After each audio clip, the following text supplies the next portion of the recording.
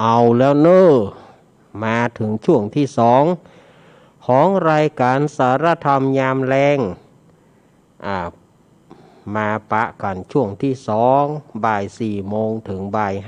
ยสี่โมงถึง5 โมงแรงเฮาก็จะได้มาปะกันอย่างเอี้ยเนอะครูบาอาจารย์ก็สลับซับเปลี่ยนเวลาครูบาอาจารย์3 รูป 3 องค์เฮาก็พักเกิ่งรายการพักถ้าว่าไปช่วงใกล้จะ4 โมงเฮาก็จะมีการพักเพื่อลาคลื่นของป่ออุดมแล้วก็มาต่อกันในคลื่นสีขาวของเฮาก็มาต่อกันในช่วงที่สองในรายการสารธรรมยามแรงนี้ ถ้าเป็นวันศุกร์ก็มาปะก็อาตมาภาพสามเณรรักปัญโยนันท์มาปะกันอย่างเอี้ยเนอะในวันพุธอาตมาบ่ได้มานั่งที่ห้องส่งวันพุธมันชุกละหุกอาตมาหูข่าวก็2 โมงเกิงเพื่อแล้วเพื่ออยากจะมากับบตานอาตมาก็เลยจัดที่วัด พอจัดที่วัดอาตมาเปิดสายแถมเบอร์1ศรัทธาญาติโยมก็ลู่จะโทรเบอร์ที่อาตมาเอาใจออกอากาศตืดอาตมาก็บอกว่าจะไปโทรมันจะรูดถ้าครูมันโยว่าเราอ้อนเป็นธรรมะของก้อยสัญญาทิ้งนี่ดึงแค่เลยจะไปบอกว่าจะไปโทรเพราะมันจะรูดก็ยังจะโทรอยู่อาตมาก็เลยบอกจ้างอย่างไร เนี่ย ถ้าเราไปจัดอย่างอันนะมันดีอย่างแต่ว่ามันเป็นอุปสรรคกับด้านโทรศัพท์แถมละมันบ่เหมือนเรามานั่งโซดอย่างอี้มานั่งโซดอย่างอี้มันก็ม่วนไปอย่างหนึ่งแต่ว่านั้นมันบัตานแต่เมื่อมันบัตานอาตมาก็ต้องใช้วิธีอย่างนั้นนะซ่อหารถก็บัตานล่ะเพื่อจะมาเหลือเวลาไหนต่อไหนเนี่ยเหลือเวลา28 นาทีมันจะไปตานแล้ววะเพื่อรถจะมาแถมก็บ่เอาละนั่งจัดตั้งโทรศัพท์ดีกว่าจัดตั้งโทรศัพท์ก็ต้องเอาวิทยุไว้นอกเอาวิทยุวางไว้นอกห้องมันต้องไปจัดเกียมเลยนะศรัทธาญาติโยมต้องจัดเกียมไว้ว่าเวลามันปอละเขาต้องขัดใจไว้เอาโทรศัพท์เขาต้องจัดเกียมไว้โต๊ะเก้าอี้ต้องโขนโต๊ะไปไว้ในห้องโทรศัพท์ต้องวางไว้ให้มันอยู่ในระเบียบนั้นวิทยุต้องจัดอยู่ข้างนอกถ้าว่าเฮาบ่เอาวิทยุอยู่ต้องเฮาเอาวิทยุอยู่ในห้องบ่ได้แถมมันหวีดมันหอนเฮาวิทยุไว้ข้างนอกมันก็ดีนี่หอยหมูนะสถาลืม4 นาทียังหรอถ้าเฮาเอาวิทยุไว้ข้างในญาติโยมที่เปิ่นมาหาเฮาบางทีญาติโยมก็เจตนาดีนะมาบ่เข้าใจยำละบางทีมาได้ยินเขาออกอากาศเขาใจโทรศัพท์บางทีก็ยันฮะทุกคนเขาจะปิดไมค์ก็ถ้าปิดไมค์ก็ไอโทรศัพท์ที่เจดักปิ้งสถานญาติโยมมันก็ไปตีแล้วมาเขาต่อวิทยุไว้ต่างนอกเขาวิทยุไว้ต่างนอกแล้วฝ่ายได้ยินก็เพิ่งไปออกวิทยุเลยมาให้บัดดีเขาก็บอกเข้าห้องเขาหรือบางทีเปิ้นเข้ามาก็ฮู้ว่าเขาออกอากาศปุ่นถ้าเขาเอาวิทยุอยู่ทางในหรือว่าเขาบ่เปิดวิทยุก็บ่ได้เขาบ่เปิดเขาก็บ่ฮู้ว่าดังกับบ่ดังแต่มันหลายประการนะถ้าเขาจะจัดตังวันนั้นมีหอยลืมโทบปะกับ4 นาทีหอยบ่จ้ายวันนั้นมันชุกแล้วฮู้หมายจะเอาว่าขึ้นช่วงที่2แต่มันไปบอกว่าช่วงที่4ไปมันบอกไปอย่างใดก็บ่ฮู้วันนั้นวันนั้นมันก็ยุ่งนะมันชุกแล้วฮุกแล้วมันสมาธิอาตมาจึงยอมรับว่าถ้ามันเป็นช่วงชุกแล้วฮุกนี่นะอาตมาบ่ค่อยมีสมาธิแต่ว่าก็เกียมไว้หมดละก็เอาวิทยุไว้ทางนอกแล้วก็โต๊ะวางเหี่ยตวง โต๊ะวางโทรศัพท์ไว้วางนาฬิกาไว้เพื่อมันหมดเวลาเราก็จะได้ใจในช่วงนั้นเนี่ยมันต้องเกียมให้พร้อมอ่ะในชุกละฮุกมันต้องเกียมให้พร้อมแล้วก็ก่อนวันนั้นจัดรายการจัดอย่างไรครับเอากล่องโทรศัพท์ไว้หรือว่ากล่องโทรศัพท์ไว้กะถ้าบอกกล่องมันเสียงมันก็มาออกต้องตือไว้อะกะตือไว้เหมือนเฮากล่อมไม้อ่ะเหมือนเฮากล่อมไม้นั่นนะเฮาก็อู้ผ่านแล้วก็เอาโทรศัพท์ถ้าว่าจะฮับสายเนอก็เอาโทรศัพท์แผ่นเครื่องหนึ่งพอมันมีสายเข้าก็เอาเข้าจูตัวโทรศัพท์ที่เอาออกหน้าเหมาะที่เอาเป็นไม้นั่นถ้าไผไปหานจะบอกว่าหน้าไข้หัวอาตมาก็ทำมาแล้วนะซึ่งไผสอนอาจารย์มันมีไผสอนหรอกแก้ปัญหาเฉพาะหน้าคนเดียวเขาต้องหูเขาต้องเกียมคนเดียวอ่ะญาติโยมว่าเขาต้องหูคนเดียวเขาเอาละศรัทธาญาติโยมเมื่อมาวันนี้แล้วอาตมาภาพก็จะมานำเอาชาวคณะละครเนี่ยมาเล่นให้ศรัทธาญาติโยมได้ฟังกันเรื่องอย่างลุงไอ้เอาเดี๋ยวกันลุงไอ้เข้ามาชาววัดยีครับเนอะวันนี้ยุงไอ้มายังเนอะครับสวัสดีลุงไอ้โวครับไอ้บ้าตัวนี้เนี่ยหายากกว่าโวหายากกว่าโวก็เยอะกันเนอะวันนี้หอยมาส่งลุงไอ้โวครับยุงไอ้พี่ไอ้อีกอะก็như phảiฮ้องยุงบ่เหยเนอะพี่ไอ้อีกอะลุงไอ้โวหอยมาส่งครับยุงอยู่นี่พี่ไอ้อีกอะหอยมาส่งพี่ไอ้โวครับอันใจมันจะไปเอาพี่ไอ้อีกก็พอหอยมาส่งวันนี้มาช่วยลูกเบาแล้วก็มาช่วยทีมงานละครเนี่ยทีมงานละครของลุงไอ้กะก้อนโบมีไผมีไผไอ้ก้อนไอ้40,000ไอ้หมื่นมาก่อมาครับผมครับสวัสดีไอ้ก้อนโบนะครับสวัสดีสวัสดีสวีดัตไอ้นักร้องน้องรักสวัสดีไอ้ก้อนโบนะครับก้อนทองอีกอะคิงไปโวกับมันออกหน้าใหม่ในคิงหูก่อนแต่หันลายเนอะสวัสดีครับไอ้ก้อนโบครับปอเจ๊เฮ้ยปอฮะจะเล่นฮะจะเข้ามาสู่ในวงการละครละห้ามมีเวลามาขืนว่าไปกับข้างโคขึ้นวอว่าไปกับว่าไปติ๊กครับสวัสดีครับไอ้ก้อนโบไอ้40,000ครับผมอุ้ยนานถามายังเยอะอุ้ยงานก็มาเยี่ยววันนี้ทีมงานจะมาเล่นละครเรื่องหยังไอ้ก้อนวันนี้จะเอาเรื่องหนุ่มน้อยลาบวชนายจะเข้าภาษาแล้วหรอผมนายก้อนทองก็จะถือโอกาสบวชในช่วงเข้าภาษาจะบวชภาษาหนึ่งนะอย่างก้อนโบอยากเขาบวชกันจะบวชเพื่อว่าทดแทนคุณพ่อแม่อย่างก้อนโบอยากเขาบวชกันบวชอะไรมาเตะทำโพดคิงโอ้ยสู่เขานี่ก็เนาะเอาเล่นละครไปไอ้ก้อนครับ วันนี้จะเสนอเรื่องหนุ่มน้อยราบวชอีป่อก็เขเฮาบวชก็หันหน้าก็เขเฮาบวชมาไอ้เฮ้ยก้อนโบนี่บวชมันต้องศีลนะเนอะอีป่อว่าบวชเสียดีกว่าก็บ่าเฮ้ยนี่ยังอ่ะป่ออายุมึงเนี่ยมันครบบวชเยี่ยวอีป่อกับข้าหารชายผ้าเหลืองก้อนโบนี่บวชมันต้องศีลเนอะเดี๋ยวกันขอเล่นละครก่อนยังกัน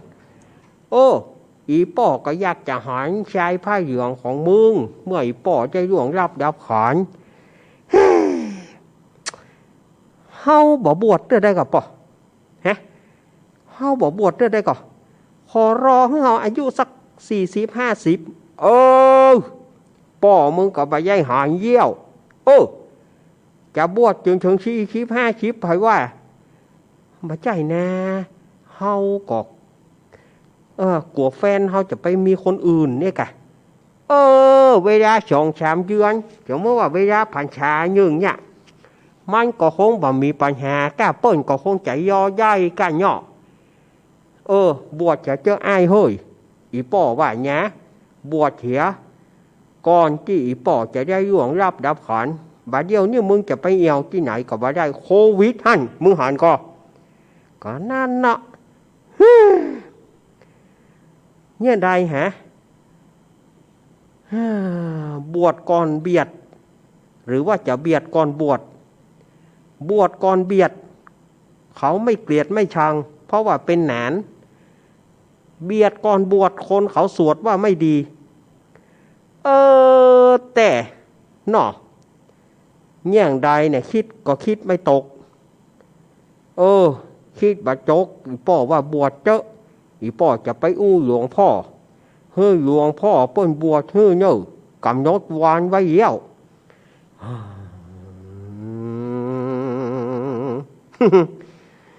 เดี๋ยวนี้เขาจะได้บวชแต่กันไหนป่อบวชเฮ้ยป่อเจ้าลูกเฮ้ย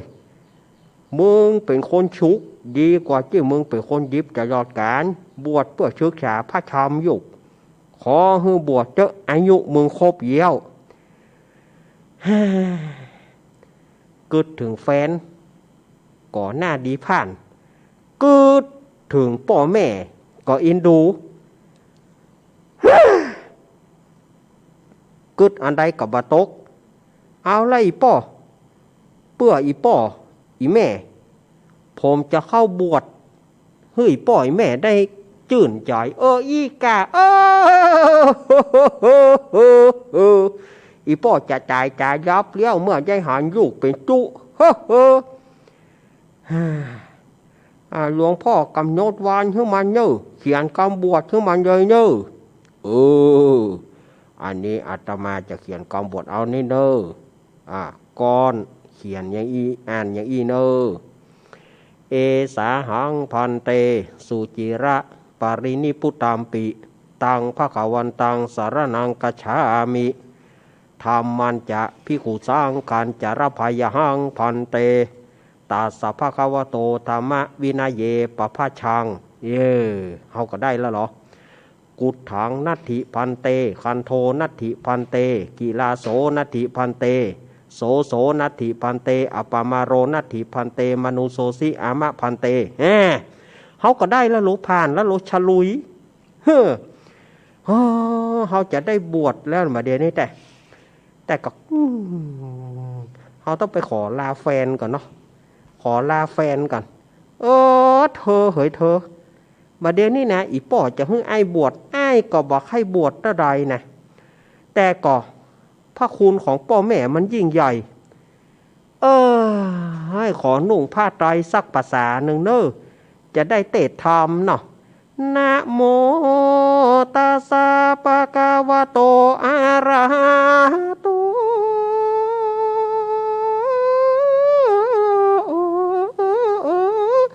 สัมมาสัมพุทธัสสะเอวะเมสุตังเอกังสามายังภะคะวะสาวัตถิยังวิหารตินี่ยุคเฮาเนี่ยก็เข้าช้าใจมันยังท่องทำอย่างได้ก็รู้ถึงวันบวชชาทางญาติโยมมาช่วยกันอุ้มผ้าไตรเนอะมาบ้านลุงไอ้พิมพ์บัตรไว้เป็นเจ้าใดเจ้าเบาอย่าทำใจให้เศร้าโศกเนอะลูกเนอะมาบ้านลุงไอ้โววันนี้จะมาบวชลูกบวชเจ้าเอาห่างกันหน่อยเนอะใช้แม่เถียนอยู่ใช้แม่เถียอันนั่นนะแอลกอฮอล์ล้างมือก็มีเนอะเปิ้ลห้องว่าอย่างก็น่ะเจียวน่ะมีฮึพร้อมเนอะวันนี้เปิ้ลมาช่วยกันย้ายมาบวชลูกลุงไอ้ผมขอเต้นบ้านลุงไอ้โวหน่อยเด้ย้ายกะบาย้ายกะบาว่ะถึงเวลาวันบวชลูกเฮ้ยอย่าไปใจเศร้าใจโศกเจอให้ตั้งจิตตั้งใจบวชให้ดีๆลูกไอ้ให้เปิ้ลกะลิเกลำวงอย่างเฮาก็มีอยู่มีนี่พร้อมหมดอีป่อไปหามาหมดหยังก็มีดูกองเหยาก็มีหยังก็มี ฮ่าก่อนอื่นผมขอสารภาพต่อหน้าแฟน แฟนเหยหนุ่มน้อยไอ้ขอลาบวชก่อนเนอะไอ้ขอลาบวชสักภาษาเนอะถ้าว่าออกภาษาแล้วไอ้จะปีกมา อยู่กับน้องแหมไม่เนาะขอลาบวช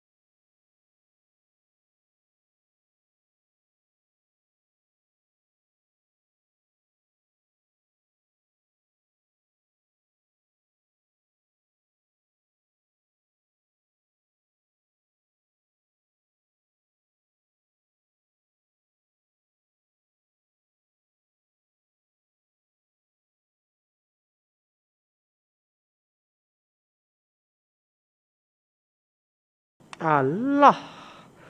โอ้ยแล้วเธอว่าจะได้ที่ฉันจะไปบวชฮะเอาโยกไม้ขึ้นละก่อไม้ขึ้นละเดี๋ยวมันต่อเออประเด็นนี้เธอจะว่าได้ที่ฉันจะบวชเนี่ยเธอสงสัยถ้าจะบัดได้บวชเธอคงบอกให้ฉันบวชแน่เอาลองฟัง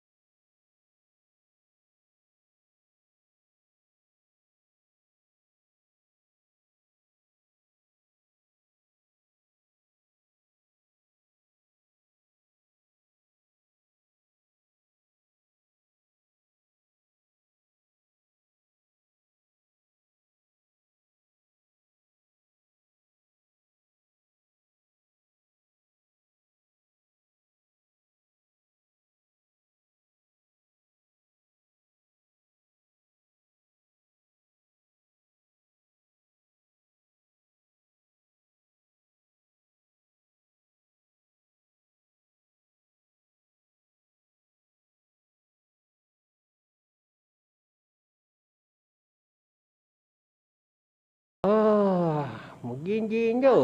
กูคนที่ได้มางานบวชวันนี้โอ้ยอีป่อถ้าว่าป่อตายไปวันนี้วันพุธก็ถือว่าเสียใจอะเนอะที่ได้บวชลูกบวชหลานสาธุอนุโมทนาเนอะเฮ้อ บอกพูดท่อนนิสัยโกโก้ มาไปฮับตะพุ่นบ่ต้องเอามาที่ ครับ ครับ ศรัทธาญาติโยมละครเรื่องนี้จบลงไปละครเรื่องนี้จบลงไปเรียกว่าในช่วงของละครเรื่องหนุ่มน้อยลาบวชแล้วก็หนุ่มน้อยลาบวชนี่เป็นเพลงของฮะบอกหูเนอะเพราะว่าเขาก็อู้ไปได้เดี๋ยวมาลืมเพื่อวันศุกร์หน้าเนอะที่ห้วยตองซักบัดได้ยินบ่เป็นหยังได้วันนี้ก็อาตมาภาพแล้วก็ทีมงานลุงอ้ายและสหายก็ได้เล่นละครในเรื่องหนุ่มน้อยลาบวชแล้วก็บวชเสียเถิดพี่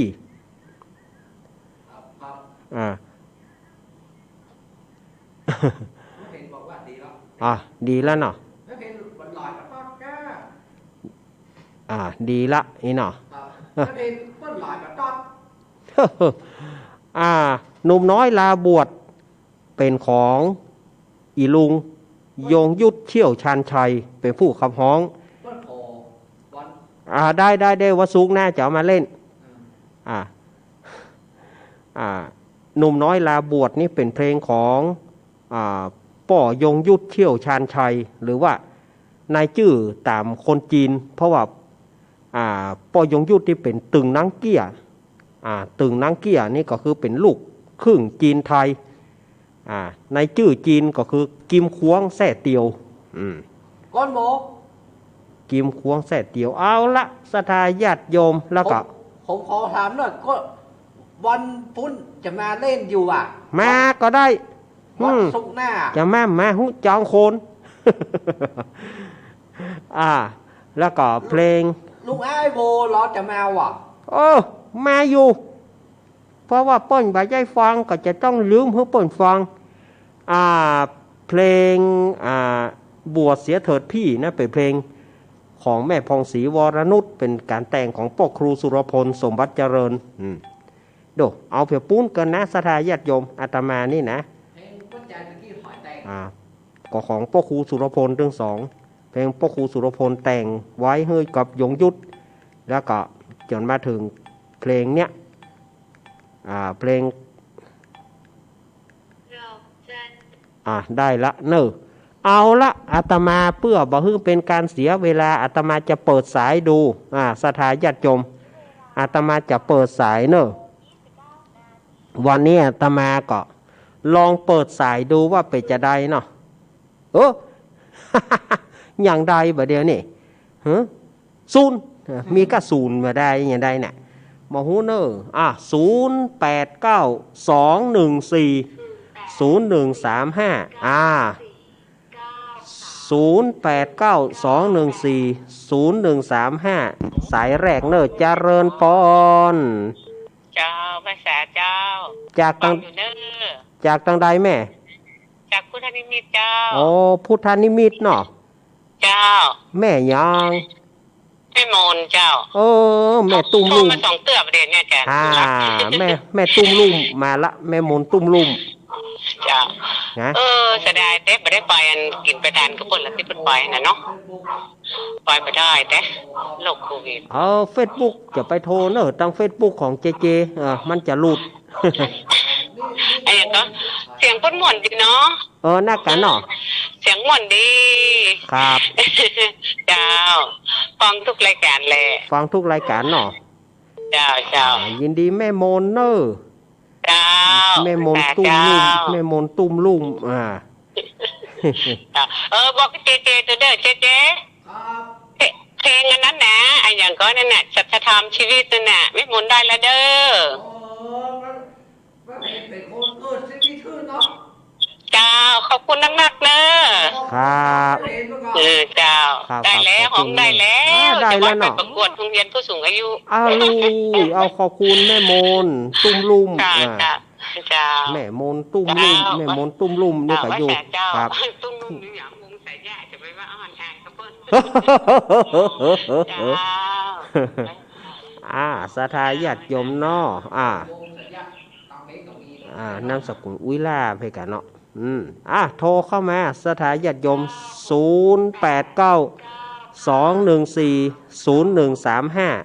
เจริญปอนการได้สาเจ้าลูกเล่น แม่สีทอน เจ้า มาเลี้ยวแม่สีทอน วันนี้ละครม่วนขนาดเจ้า น่ะ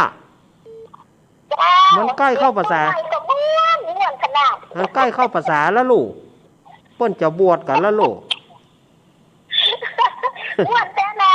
ครับ ฟังแล้วต้องฟังถอนเนี่ยลูกเล่น วันศุกร์หน้าจะลืมที่เปิ้นบ่ได้ฟังเนาะ เจ้าหรือหมดคำแน่ม่วนแท้เลย ครับกำลังใจนะลูกเล่น ขอบคุณแม่สีทอน เจ้า แม่สีทอน เปรมจิต แม่สีทอนนี่อยู่ปูนน่ะหนองบัวชัยปราการเชียงใหม่ชัยปราการอยู่ไหนอำเภอฝางปุ่นน่ะติดฝางปะฝางไม่อายชัยปราการอาตมาไปหลายเตื้อละไปหลายเตื้อละชัยปราการเนี่ยเจริญปอน มาจากเจ้าย ายพรเฮ้อยายพรมาเลี้ยวว่าเลยพูดเลย เจ้าน่ะ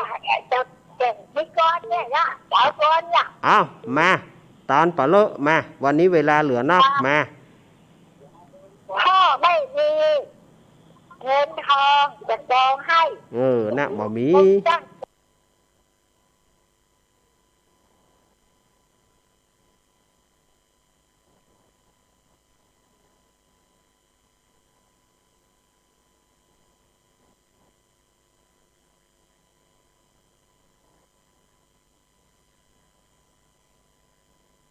เรื่องไปนั่นไม่ความหมาย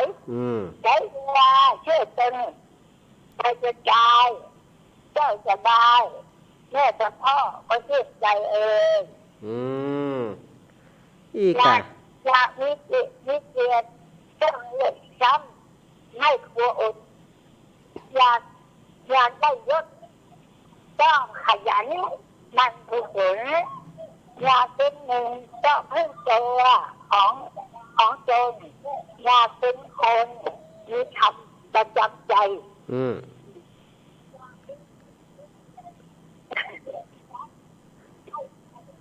อย่างที่เตี้ยกะวันผูกก้อยมาแหมเนอผูกเมื่อคืนผูกฝ่าขอบคุณยายพรร้องงัวแดงสั่นกำแพงเจียงใหม่ยายพรข้างกำแพงหิมวัดว่าเล่นยายพรว่าได้เนอะยายพร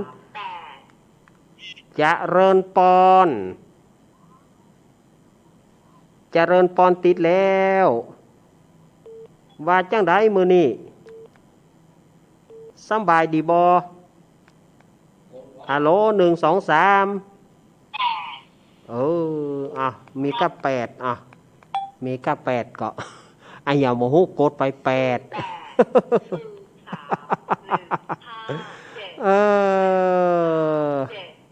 137เจริญปอนไหว้พระเจ้าแม่จันนวลนะเจ้าแม่จันนวลการทมูลเจ้าม่วนดีเต้พรม่วนดีนอกน่ากะว่าเจ้าเป็นกำลังใจกันนะเจ้ากำลังใจเนาะแม่จันนวลเจ้ากำลังใจเจตัวกำลังใจเจตัวเจ้าฟังพุทโธทุกองค์นะเจ้าครับเจ้าขอบคุณเนอะแม่จันนวลนั่นเองเนอะครับขอบคุณแม่จันนวลเนอะแม่จันนวลกันทมูลบ้านเวียงหนองล่อง เปิ่นจะปิดกาดแถมละสถาญาติโยมเปิ่นจะปิดกาดติดแถมเหมาะ เจริญปอนเจ้าภาษาเจ้าโรงเรียนแม่ปราณีแม่สมแม่สมพัดแม่สมพัดแม่ย่อยสันสายย่อยสันสายเจ้าครับแม่สมพัดเสียงขมันเจ้าจ้าเป็นกำลังใจให้โรงเรียนเนอะครับเจ้าขอบพระเจ้าครับแม่สมพัดใช้ประการมาหนึ่งสันทรายมาหนึ่งสันกำแพงมาหนึ่งดูโอ้เนาะครับเจริญปอนแม่สาเจ้าท่าจันทร์รักแม่พันป่าบงเจ้าฟังอยู่เจ้าวันนี้เนาะเจ้าเนี่ยประเพณีบวชลูกบวชหลานมันบอกให้มีนะบัดเดียววันนี้เนาะประเพณีเก่าๆสูญหายไปหมดแม่เฮยมีกับความทรงจำแม่ก็ได้บวชลูกละบวชอันบวชเนนก็ได้บวชละบวชพระก็ได้บวชละได้บุญได้บุญถ้าได้บวชลูกตุอันนี้สง10อันนี้สง8กัปดูบวชเนนอันนี้สง4กัปดูบวชพระบวชเนนก็บวชละได้หมดลูกบ่าวบวชนอได้แม่ได้อานิสงส์ละตึงพระตึงเนนก็ได้อานิสงส์4 บวก 8ไปถ้าได้12กัปแล้วดูขอบคุณเนอะแม่เนอะแม่พรเป็นกำลังใจให้เจ้าครับแม่พรสาธุขอบคุณที่อวยพรให้กันอวยพรให้กัน089-214-0135มาได้เลยนี่ไผจะมากับอาตมาพ่องวันนี้บอกฮู้ว่าบ้านไผ่ฝนตกบ้านไผ่เงียบเหงาวันนี้อย่าใดโทรมามาจากันระบายพ่องสถาญาติโยมระบายว่าเป็นจะได้หาอีน่ะเนาะอาตมาก็จะได้ช่วยช่วยจ๋าสถาญาติโยมมีก็หา089-214-0135วันนี้ใช้เบอร์เดิมแล้วนะวันนั้นมันจำเป็นต้องใช้เบอร์สำรองไว้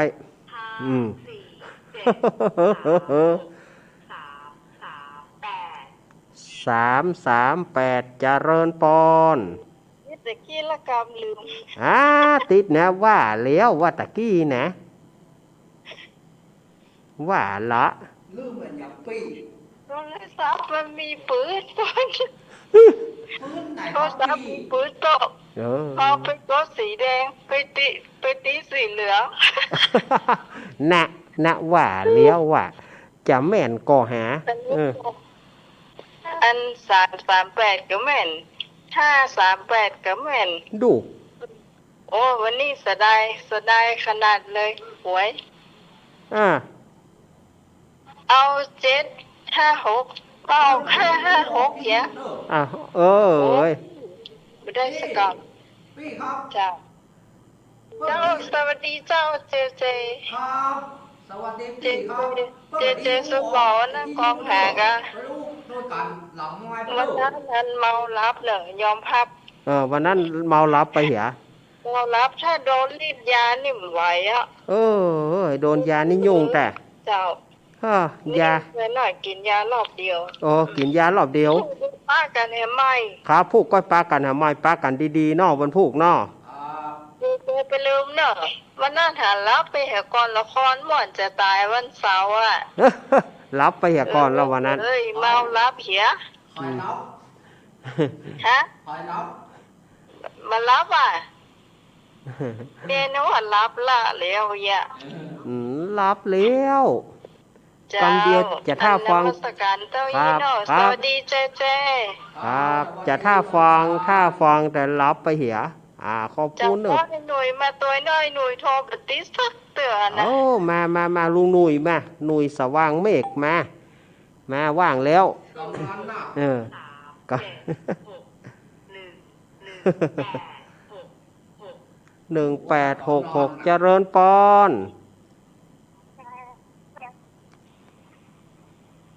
ว่าจะ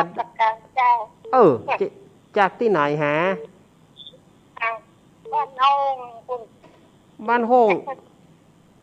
บ้านห้องบ้านอย่างอ่ะบ้านห้องอ่ะบ้านห้องหลวงเลยกะเจ้าแม่โทรนี่มาโทรมาใหม่เนาะมาใหม่เจ้ามาใหม่แม่หยังชื่อแม่หยังแม่แก้วแม่เกี้ยวแสงมณีนะอย่าแสงมณีเนาะแสงมณีแสงมณีอ่ะแสงมณีฝรั่งไม่เอา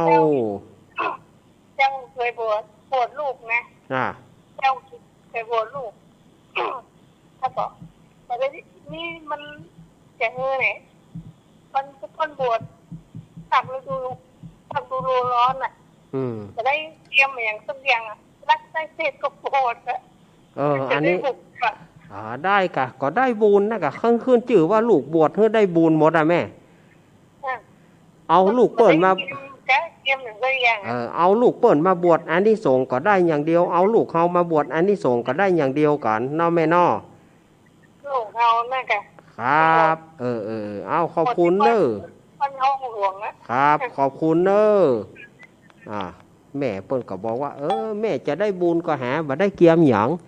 ก็ได้นะกะเนาะแม่จะไปบ่ต้องซีเรียสมันบ่ต้องซีเรียสอาสทาญาติโยมโทรเข้ามาเนอะ0892140135เจริญปอน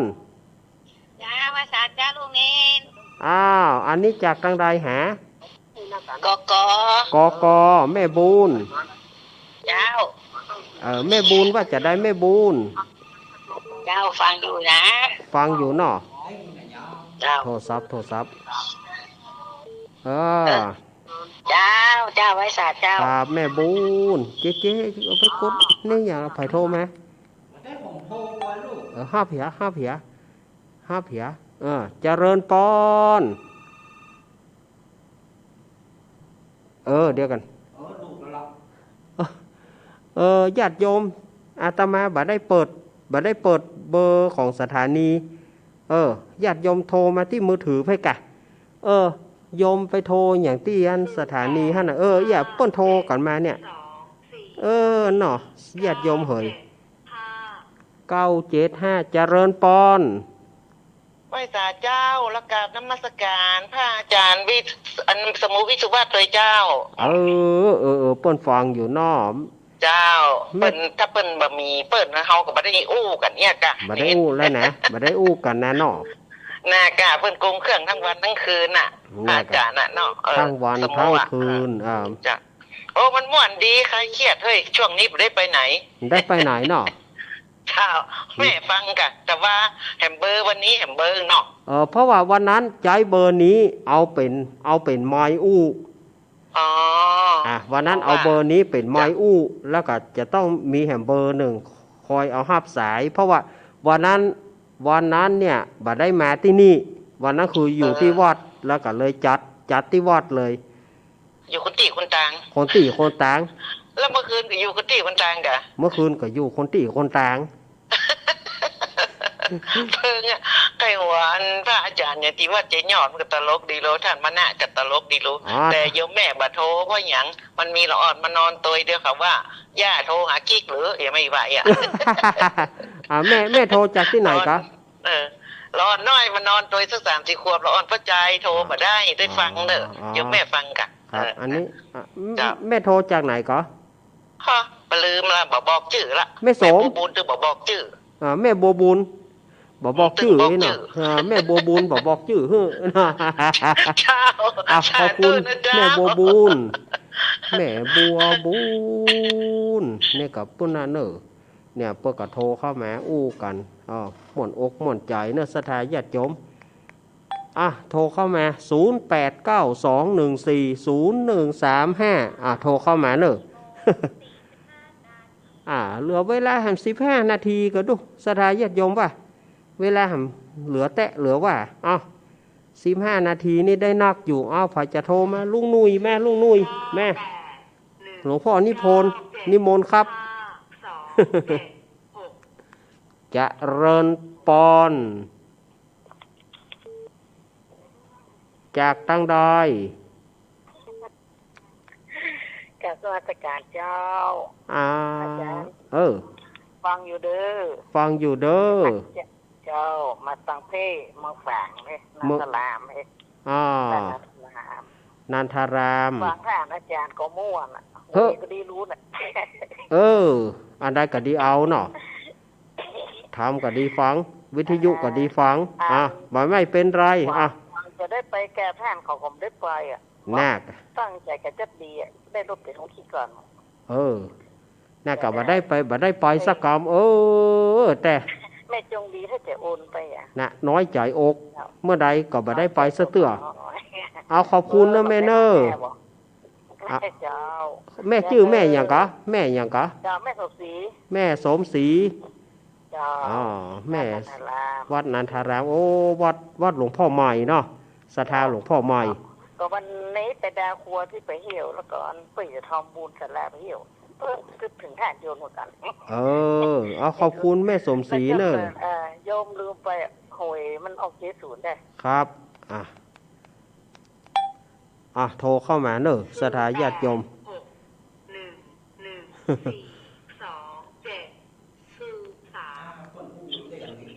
เจริญปอนแม่จันสมนมัสการเจ้าแม่จันสมนี่มาแล้วเสียงเห่อขึ้นมาละเมาลุ้นหวยตะกี้ขอบคุณนะแม่เนอวันนี้วันศุกร์เนาะวันศุกร์หลวงพ่อเนาะลืมลายกะลืมกะแม่จันสมนี่แน่เจ้าเพื่อนกาก็ถูกหวยหน่อยเหรอดีเนาะเอาขอบคุณเนอะเฮ้ยขอบคุณเนอะโทรเข้ามา0892140135ศรัทธาญาติโยมเพื่อกับว่ามีโจกได้โจกได้ลาบเนอะอาตมาก็อวยพรอย่างนี้เนอะเจริญปอนพ่อหลวงวินครับพ่อหลวงวีนนี่วันนี้งานติดขนาดพ่อหลวงวีนนี่ติดตามตลอดเนาะพ่อหลวงเนาะติดตามขนาดเขาได้หมดเนาะไอ้อีกาเนาะพ่อหลวงเนาะติดตามตลอดเลยครับพ่อหลวงวีนอยู่ดีมีสุขเนาะพ่อหลวงเนอะพ่อหลวงวีนครับสารขี้เล็กเวียงป่าเป้าขอบคุณพ่อหลวงมาอาตมาก็เล่นพ่องจะไปถือศรัทธาญาติโยมจะไปถืออาตมาเนอะอาตมาตุเป็นคนอย่างเงี้ยเป็นคนขี้เล่นศรัทธาญาติโยมจะไปถือว่าหญิงไทยหัวใจเพชรมาแล้วสวัสดีเจ้าเด่นครับที่ให้อย่ามาตัดนะมันมาเอาเก๊กๆเลยกันเนาะเผื่อเป็นน้องนิทานตัวจุกเดี๋ยวมาลืมเพื่อเล่นละครกันเล่นละครเดี๋ยววันศุกร์หน้าเอามาลืมเพื่อเนอะลืมใหม่เนาะศุกร์หน้าเอามาลืมเพื่อเปิ่นบัดได้ฟังเนาะกำลังใจเดินทางปลอดภัยนั่นเลยครับขอบคุณแม่เพนทุกคนเนอะครับแถมเล่นป่วยออกไม่ได้ยุ่งนะเจ้าเพราะว่าเป็นเข้าใจเนาะเป็นเลนอย่างเนาะทำไมยังหวยได้สั่งมาถูกเนอะครับเป็นเรื่องวันเองก่อนเตียนก่อนนะเจ้าเปิ้นจะว่าเดี๋ยวเปิ้นจะว่าเนาะน่ากะเปิ้นจะว่าเฮาเพราะว่าคนเฮาเนี่ยบางทีคนฮักมีคนจังมีศรัทธาญาติโยมก็เดี๋ยวเปิ้นจะว่าเฮาไปต้นเหตุแล้วบางทีอาตมาภาพก็มันปิดบ่ตานมันก็ได้งินหน่อยก็บ่เป็นหยังจะไปถือกะให้ญาติโยมเพื่อเข้าใจว่าอาตมามันก็ของอย่างอี้เนาะมันบ่ได้ตั้งใจญาติโยมก็จะไปถืออาตมาเนอะเจริญปอน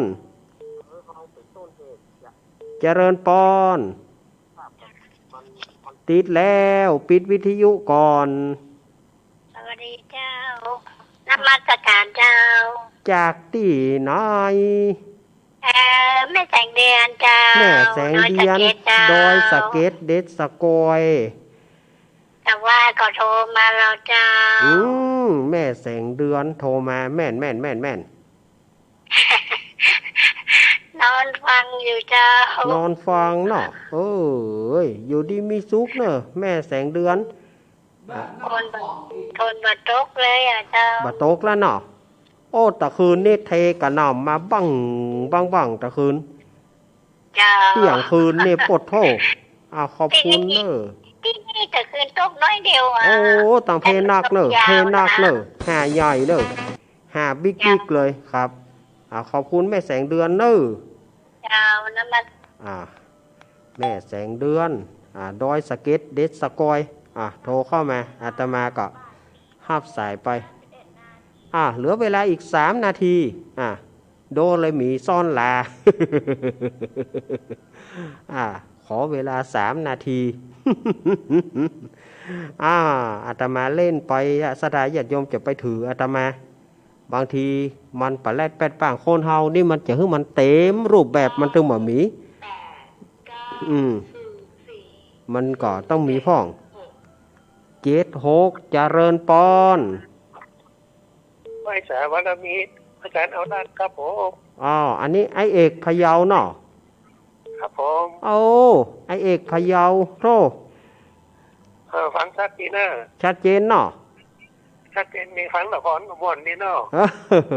บ้านอย่างก็พะเยาบ้านอย่างพะเยาอยู่ตำบลแม่ปืมบ้านสันมืนแก้วเนาะหมู่ที่10ตำบลแม่ปืมแม่ปืมเมืองพะเยาครับเปิ้นอยู่พะเยาหมู่นี่นะขอจริงพะเยานี่อาตมามีเจ้าหมู่อยู่ที่เจียงคำก็มีจังหวัดพะเยาเนี่ยมี 2-3 คนแต่เปิ้นบ่ได้ติดต่ออาตมามาเป็น30 กว่าปีเนาะเจริญปอนกล่าวภาษาลูกเด้อเจ้าแม่พรป่าเศร้าเนาะเจ้าเกือบสายสุดท้ายแล้วเด้อเจ้าเกือบสายสุดท้ายเนาะแม่พรเนาะเจ้าอยู่ดีมีสุขมาแล้วเรียบร้อยเนาะครับเจ้ากำลังใจลูกเนนเด้อกำลังใจเนาะครับขอบคุณเนอะแม่พรเนอะครับแม่พรยายพรเอาละศรัทธาญาติโยม